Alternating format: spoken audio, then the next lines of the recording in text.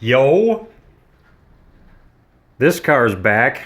The victim got a good deal on this car he couldn't pass up. He had to get it. It only needed a timing belt and brakes and tires. And then the tranny burnt out.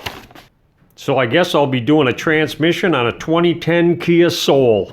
Suppose the first thing I'm going to do is take some things off of the top. It's a 10mm clamp here. It's a wire clamp and it's all rusted. It's probably never been off. I put a little penetrant on it and I don't think that's going to do much good. I'm going to hold this down with a pair of pliers and try to unscrew this. There's a pinch clamp here. There's some metal clips down here. 2 of them it looks like. The battery's coming out. A couple of 10mm on this crusty. It's growing. It's alive. Kind of stuck. I'm going to open it up. Regular screwdriver. Nice. This thing could use a little baking soda and water. Neutralize all this acid. Take this goofy cover off. There are 2 bolts for this air cleaner box I'm going to take off. These are 10mm. There's little plastic screwy things here. They're Phillips. These clips should come out and go into the air box. Oh, I'm missing one more screw. So there's 3 screws for this air box. Now I can get it out. There's 2 12mm bolts hiding behind this control module for the battery. And I do believe those are the hold down bolts for this thing. And I can get this battery out. I'm gonna get this module out of my way. 12mm bolt on the strut tower. And that I can just kind of flop out of the way. I could actually disconnect this, but I'm not going to. Should be fine right there. 10mm on this harness. There's 3 12mm for this battery tray. Now I have a 10mm here for a wire loom. 12mm on this ship linkage. 2 more 12mm on this bracket. Looks like I got a 10mm here too for another wire loom. I have some electrical connectors and just push in right here and pull these out. This connector, it's got this gray tab on here and you got to push it in like on a Nissan. 12mm bracket for this wire loom. Another 10mm back here for a bracket on a wire loom. I'm unbolting everything so I don't have to break any of these clips, because if I try to pull them off, they're just going to snap. I got another sensor in back here I can unplug. Now, all this for the most part should be out of my way. I have a ground strap here with a 12mm on the transmission. Connector for this shifter. I need to use an engine support tool for this. So I whipped this up. It's kind of a shipwreck looking old thing, but it works. I got it for free from a guy I worked for that of course I don't like. I had to use my homemade hood prop too. I use a 50-pound neodymium magnet and a crutch. Seems to work better than most of them hood tools that most people use. And it was cheap. I just had to find somebody with a bad leg. This engine mount has 3 17mm on it. There's 2 14mm on the side too.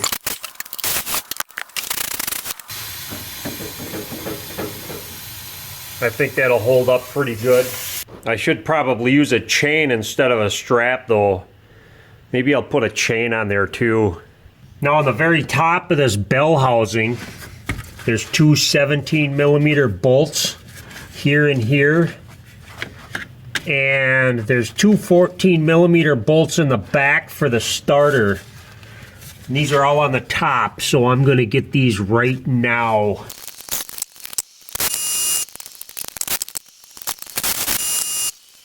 I'm gonna try to squirrel a 14mm wrench in here somehow to get at this other starter bolt. Might have made my life a little easier if I took this bolt out first. That was doable. I think I pretty much got everything on the top side I need to get off. Tires, 21mm. Now whatever I do to this side, I have to do to the other side too, obviously. I got to get these axles out. These are 1.25 inches or whatever it is in metric. Push that in all the way. Now there's two ways to get this axle out. You can use a 19 and a 17mm and take these two bolts out and then pull this back. You got to mark these though, and it has to go in the same exact location or it's going to throw off the alignment. Or you can take off the bottom ball joint. Sometimes they're rusted in and they're a pain in the butt to deal with, but I just did ball joints on this thing, so I'm going to take off the lower ball joints, swing the lower control arm out of the way so I can get this half shaft out of the splines. These pinch bolts are aftermarket, so there's a 15 and a 13 on here, but I'm sure if you do it and it's stock, you're probably going to be dealing with 12s and 14s.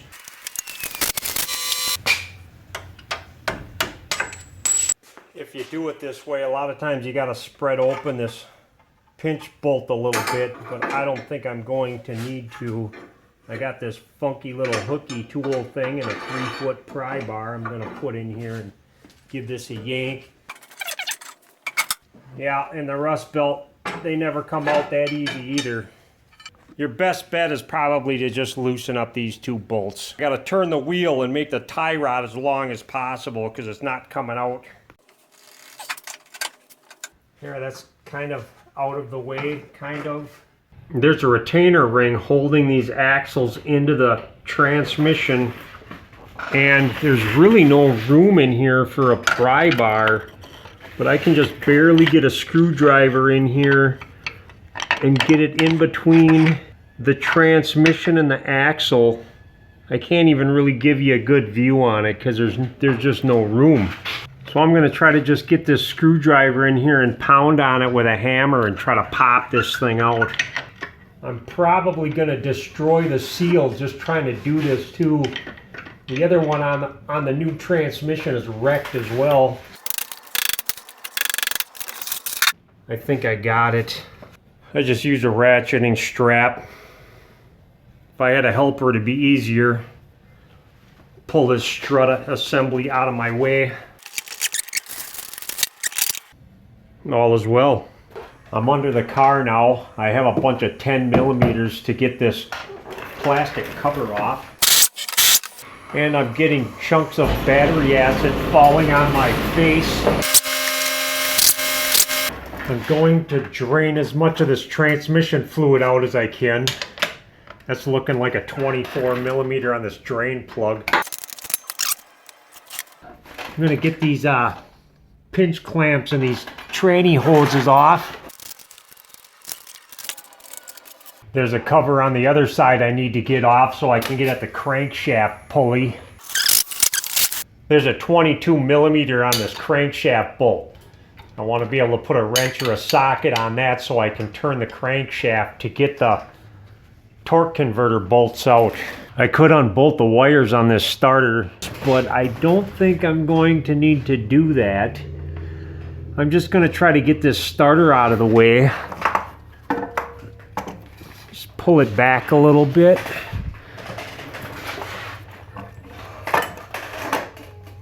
And leave the wires attached. I should be able to get access to them bell housing bolts. Looks like there's a little plastic thing here.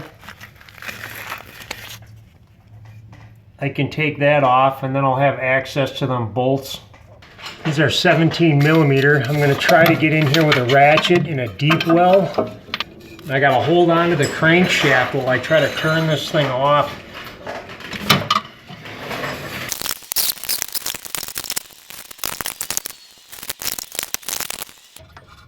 And that's it. I got 4 of them.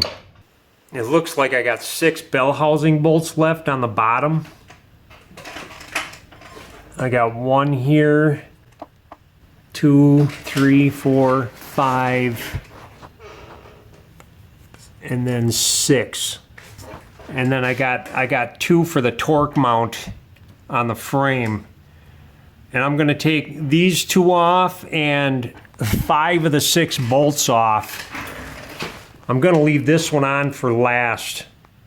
So this bolt and the alignment pins are gonna be holding the transmission in until I get a transmission jack under here, and then I'll take this one off last.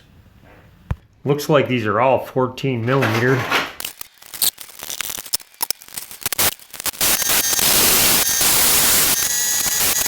I loosened this one bolt up about 1 turn. And then on the back side, I can tell that the transmission is already starting to separate, so I know I got all these bolts. I broke out my Max Jacks transmission jack. Nobody sells any that are like half height for this low lift hoist, so I just used my motorcycle lift and a transmission jack, and it works great. I probably should have strapped this transmission down to my jack, but I didn't do it because I don't really care at the moment. It's got a flat pan on it. I don't think it's gonna just fall off and hit the floor, and I really wouldn't care if it did. I just have this one 14 millimeter bolt to take off, and I'm pretty sure this is gonna fall right out. I'm going to leave like 4 or 5 threads in this bolt, and I'm going to separate it just to see what happens. It's stuck. It's stuck on this mount. More 14 millimeters. I figured I didn't have to take it off because the transmission I'm putting in still has a torque mount on it.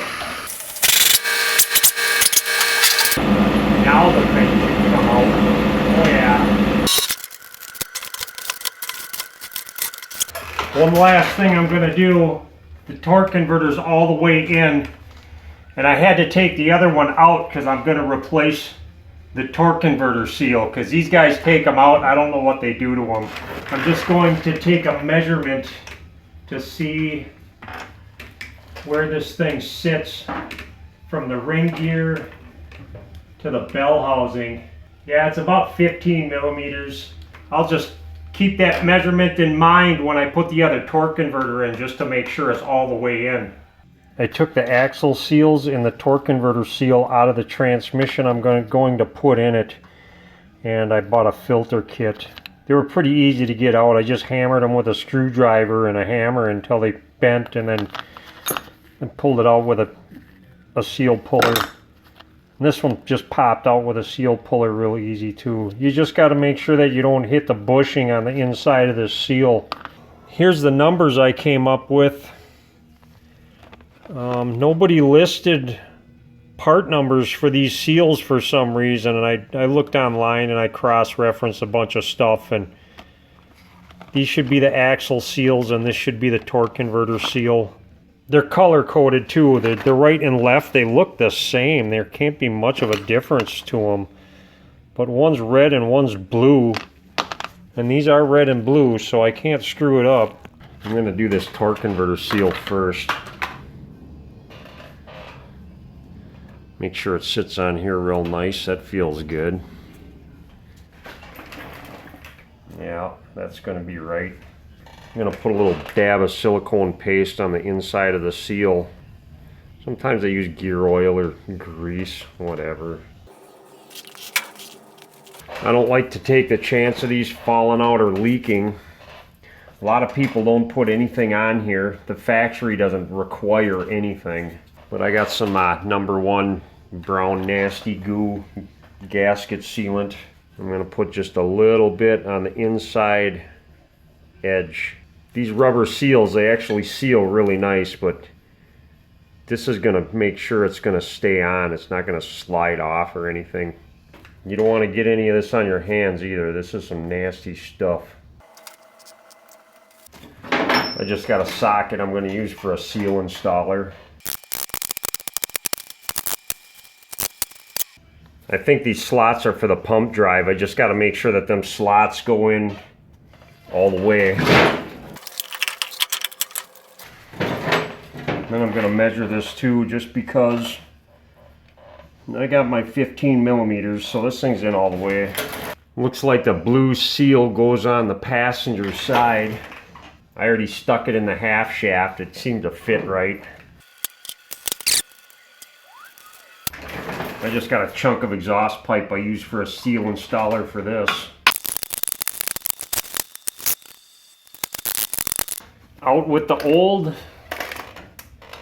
in with the old.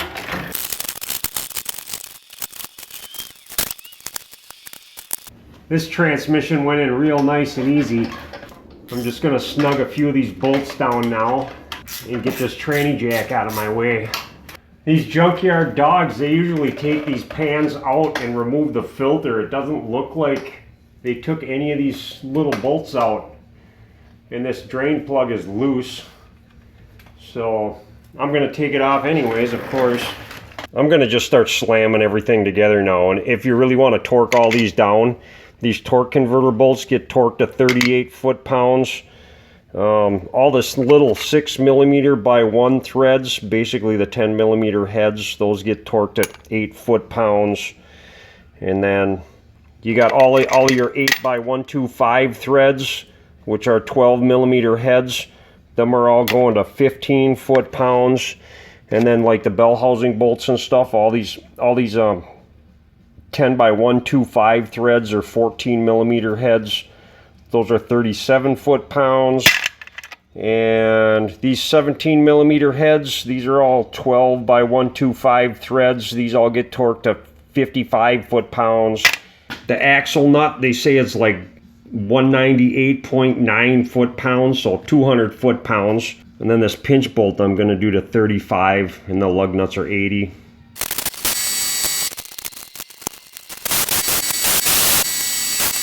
Now I need to line up these torque converter holes.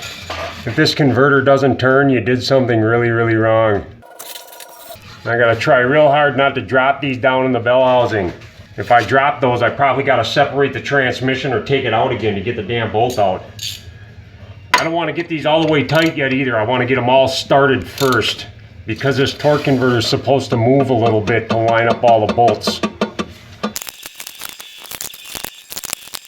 Now I can torque these all down to whatever torque spec I mentioned earlier.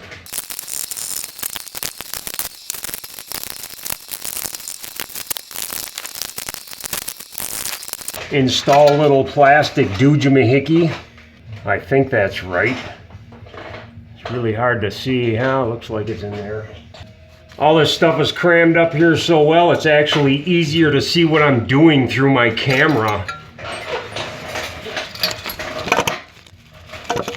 So you actually have a better view of it than what a normal person can get.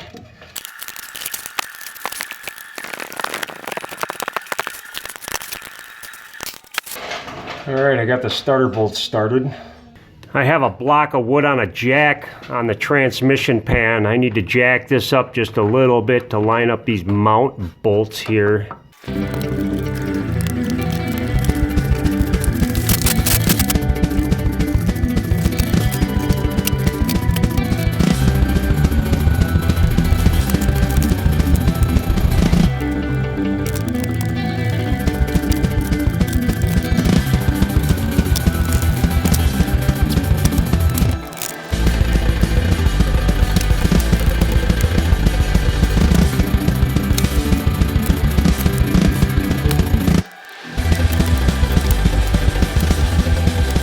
Now I'm making sure this bracket for this shift cable is bolted all the way down. I'm just going to make sure this is in park and tighten it down. And just so long as I can push on it and it doesn't come out of park, I'm probably going to be good.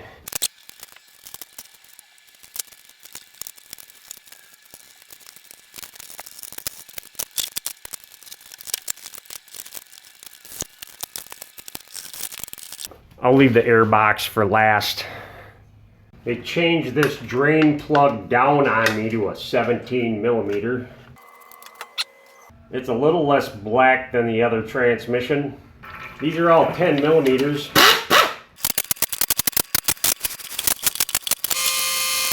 The junkyard doggies never did take off this pan.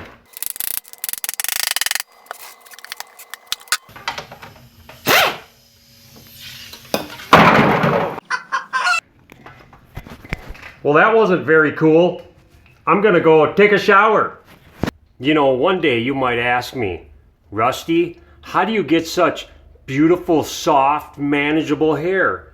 Well, I tell ya, I use used SPIII automatic transmission fluid. May cause allergic skin reaction, may cause eye and respiratory irritation, avoid skin and eye contact, avoid breathing vapor, mists, or fumes, wear appropriate protective equipment during handling, launder or discard soiled clothes, first aid skin contact, wash thoroughly with soap and water, flush with water for at least 15 minutes. If irritation persists, contact physician. Inhalation, remove to fresh air, contact physician. If swallowed, do not induce vomiting. Call physician immediately. See safety data sheet for more information. Keep out of reach of children. May cause cancer if you live in the state of California. Okay. I scraped all the gasket sealant off with a razor blade, and I hit it with brake cleaner on the rag a couple of times to get all the tranny fluid off of it. These are all 10 millimeters. There's 3 of them for this filter. I'm going to put a little silicone paste on this O-ring. Should just these get torqued to 8 foot-pounds. I wire wheeled this on the bench grinder. Get all the gasket sealant off of it. Cleaned it really nice. I'm just going to hit this with brake cleaner one last time. They give me a rubber gasket for this. It didn't come with one from the factory. Personally, I think it's a bunch of crap. So I'm just going to use Permatex Ultra Gray. It had gasket sealant on there from the factory anyways. I just want a little 1/8 inch bead.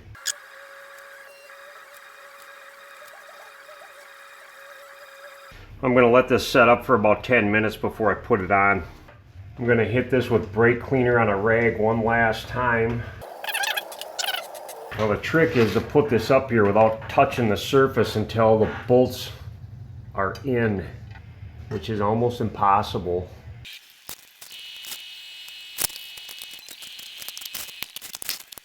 Now I'm just going to snug these down a little bit. I got my drill, my torque setting on my drill on 2. I'm going to start in the center and just work my way out.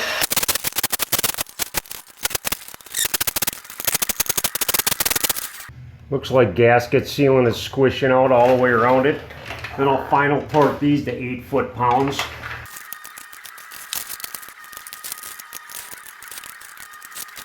Double check my drain plug, make sure that's tight. I bought a can of Cooler Clean. They sell this at Napa. It works really nice for cleaning the transmission lines in the radiator for the transmission cooler. Because I don't want any of the old junk from the old transmission getting into this one. So I basically cut one of these lines off, this inside line, so I could put it on this hose. It was kind of hard getting on, but I got it. Pretty simple thing, you know, you just plug the thing in and push the button and make a mess until there's clean, clear fluid coming out of this line. I have a little bit left over, so I tip the can upside down like the instructions say, and it should just push air out of here. I could blow this out with air or something too, but I don't need to. It's good. I can just plug these lines in. I got my apparatus again to make my life a little easier. Now I'm just going to slam this half shaft in. Just got to make sure this surface is clean, and it's got to go in all the way. This has to snap in. Like that.